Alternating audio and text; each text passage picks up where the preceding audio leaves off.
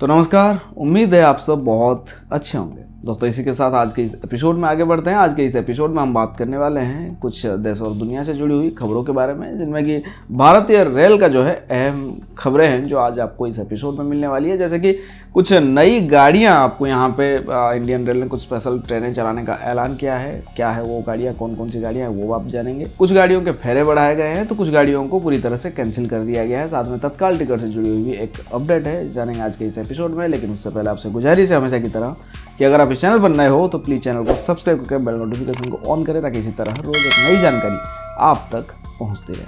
दोस्तों भारतीय रेल ने 10 नई स्पेशल ट्रेनें देने का ऐलान किया है। लोगों की डिमांड को देखते हुए आपकी स्क्रीन पर गाड़ियों के नाम है, गाड़ियां कहां से कहां तक जाने वाली है, साथ में नंबर भी आपको यहां पे दिख रही है।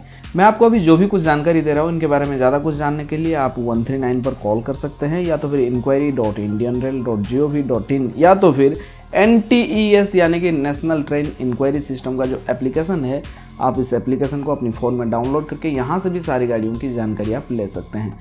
मेरे से कहे गए या तो फिर कहीं से आप सुनकर ट्रैवल करो या ट्रैवल की प्लानिंग करो, ये मैं बिल्कुल भी नहीं चाहता हूँ, क्योंकि हो सकता है आप जब ट्रैवल करो उस दौरान कुछ बदलाव इनमें आ चुके होंगे।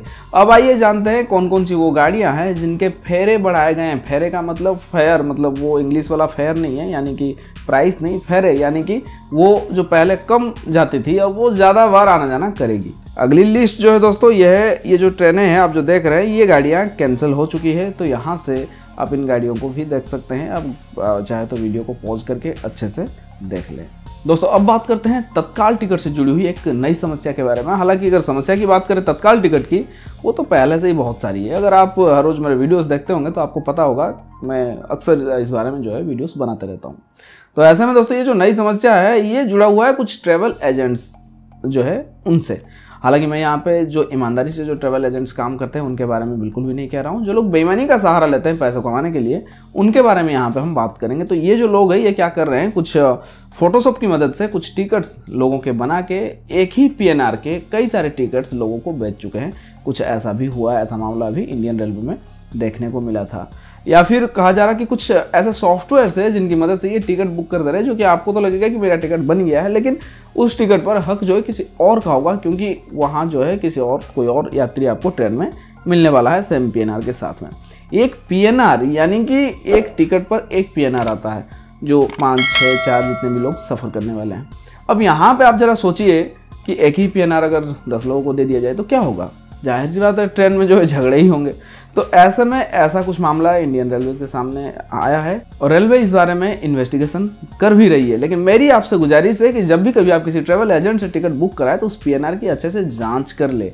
अगर आपको कुछ समझ में नहीं आ रहा है तो आप 139 पर कॉल कर सकते हैं। आप उनको इस बारे में जानकारी दो, बताओ, पूछो। अगर IRCTC की तो IRCTC की कस्टमर के नंबर मैं यहाँ पे दे रहा हूँ, आप इन नंबर्स पर कॉल करके आप अपनी टिकट की जानकारी लें यात्रा से पहले। और अगर कोई ट्रैवल एजेंट गलत टिकट यानी कि फेक टिकट आपको देता है तो इस पर आप जाकर कंप्लेन कर सकते हैं RPF में। अब बात करते हैं हवाई सफर के बारे में। दिल्ली एयरपोर्ट से जुड़ा हुआ ये खबर। दिल्ली एयरपोर्ट ने ट्वीट करते हुए साफ साफ कहा है, जैसा कि आप यहाँ देख सकते हैं। इस ट्वीट के जरिए से कहा गया है कि सरकार के ताजा दिशा निर्देशों के मुताबिक दिल्ली डिजास्टर मैनेजमेंट अथॉरिटी यानी कि DDMA उन राज्यों से दिल्ली आ रहे यात्रियों की रैंडम तौर पर कोरोना टेस्टिंग करेगी जहां पिछले दिनों में कोरोना के मामलों में वृद्धि देखने को मिला है। दिल्ली एयरपोर्ट ने यात्रियों को एडवाइजरी में यह भी बताया है कि सैंपल कलेक्शन के बाद यात्रियों को हवाई अड्डे से बाहर जाने दिया जाएगा। हालांकि अगर यात्री कोरोना संक्रमित पाया जाता है तो उससे केंद्रीय स्वास्थ्य एवं परिवार कल्याण मंत्रालय के नियमों के मुताबिक क्वारंटाइन होना भी पड़ सकता है। आपकी जानकारी के लिए बता दूं, DGCA ने 13 मार्च को ही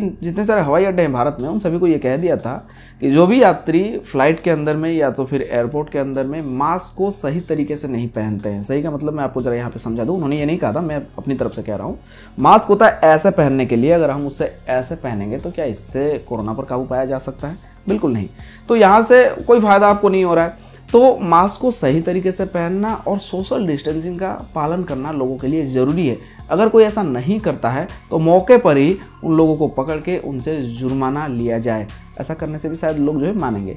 तो इस बारे में भी कहा गया था। तो इस चीज़ का आपको ख्याल अगली बार रखना है जब भी आप फ्लाइट में सफ़र करेंगे या तो फिर कहीं भी आप बाहर जाओ। दोस्तों एप्पल की ओर से एक नई अपडेट आ चुकी है कि एप्पल के आईफोन्स या आईपैड जो है उन्हें हम रिपेयर कहीं भी नहीं करा सकते थे।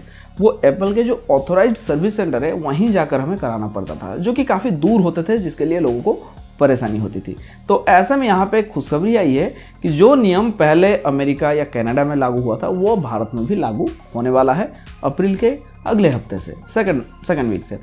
तो वो नियम दरअसल ये है कि जो भी कोई मोबाइल शॉप की जो टेक्नीशियंस है वो एप्पल के पास जाकर उसकी ट्रेनिंग लेंगे, एप्पल के फ़ोन्स या आईपैड्स उनकी ट्रेनिंग लेंगे। ट्रेनिंग लेने के बाद एप्पल जो है उन्हें सर्टिफाइड करेगा और वहाँ इसके लिए कोई चार्जेस वगैरह भी नहीं लग रहे हैं, और उन्हें जो है टूल किट्स भी प्रोवाइड कराई जाएगी। हालांकि टूल किट्स जो प्रोवाइड कराया जाएगा उसके लिए चार्जेस लग रहे हैं या नहीं ये तो क्लियर नहीं हुआ है। अब ऐसे में सवाल यहाँ पे ये है कि एप्पल के फ़ोन्स या आईपैड जो है वो आपको अब आसपास भी बनते हुए दिख जाएंगे। तो यहाँ पे बहुत सारे लोगों के मन में सवाल ये होगा कि भाई पहले जो एप्पल के फ़ोन चोरी हो जाते थे, चोरी होने के बाद वो कोई उसे छूता नहीं था या फिर कोई उसकी सिक्योरिटी तोड़ नहीं पाता था, तो अब क्या ये चीज़ें हो पाएगी, क्या ये पॉसिबल है? तो जी हाँ दोस्तों, ऐसा ही है, क्योंकि हर एक फ़ोन को काम करने से पहले फ़ोन की जानकारी जो है ये जो टेक्नीशियंस है वो एप्पल को सबमिट करेंगे, तभी जाके उस पर काम कर सकते हैं, वरना नहीं। और अगर आपका फ़ोन वारंटी में है तो ये लोग हाथ नहीं लगा सकते हैं आपकी फ़ोन को, आपको वहीं जो एप्पल वाली सर्विस सेंटर है वहीं जाना पड़ेगा।